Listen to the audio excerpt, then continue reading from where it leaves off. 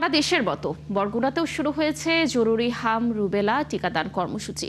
সকাল থেকেই বিভিন্ন কেন্দ্রে অভিভাবকদের উপস্থিতি লক্ষ্য করা যাচ্ছে। শিশুদের টিকা নিশ্চিত করতে কাজ করছেন স্বাস্থ্যকর্মীরা। দর্শক, টিকাদান কর্মসূচির আরো তথ্য জানাতে আমাদের সাথে বরগুনা থেকে যুক্ত হচ্ছেন সহকর্মী সাগর আকন।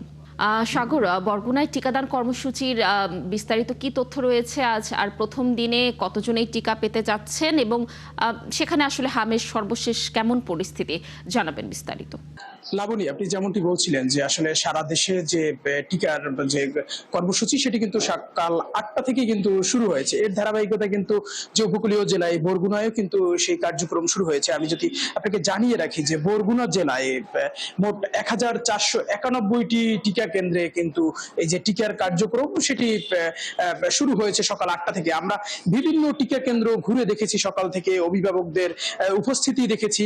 আমরা এখন দেখতে পাচ্ছি, আমি বর্তমানে রয়েছি বরগুনা 250 শয্যা জেনারেল হাসপাতালে।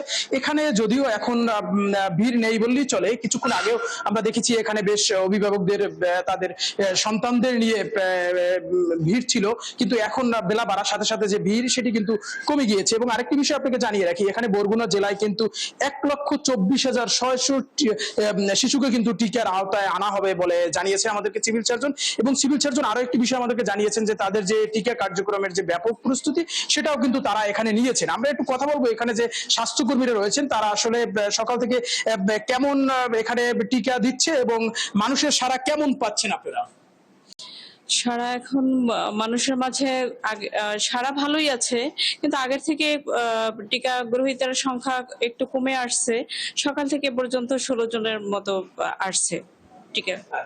লাবণী, যেটি বলছিলাম যে আসলে এখানে কিন্তু টিকার কার্যক্রম সেটি কিন্তু চলমান রয়েছে। আরেকটি বিষয় আপনাকে জানিয়ে রাখি, হামের যে প্রকোপ সেটিও কিন্তু বেড়ে চলেছে। আমরা গত 24 ঘন্টার তথ্য অনুযায়ী কিন্তু 291 জন মোট কিন্তু এই জেলায় হাম শনাক্ত হয়েছে। এবং 24 ঘন্টার যদি তথ্য দেই আপনাকে, 24 ঘন্টায় আমরা সিভিল সার্জনের তথ্য অনুযায়ী কিন্তু 38 জনকে সন্দেহজনকভাবে হাম শনাক্ত হয়েছে। এবং সিভিল সার্জন আমাদেরকে যেটি জানিয়েছেন যে এই টিকা কার্যক্রম যদি চলমান থাকে সেক্ষেত্রে কিন্তু এই যে হামের প্রকোপ সেটি কমে যাবে। তো লাবণী, এই ছিল বরগুনা থেকে আমার কাছে সবশেষ। যুক্ত থাকার জন্য আপনি থাকুন সেখানে। নিশ্চয়ই আমরা আবারও আপনার সাথে যুক্ত হয়ে বরিশালের বরগুনার হামের টিকাদান কর্মসূচির আরো তথ্য দর্শকদেরকে জানানোর চেষ্টা করব।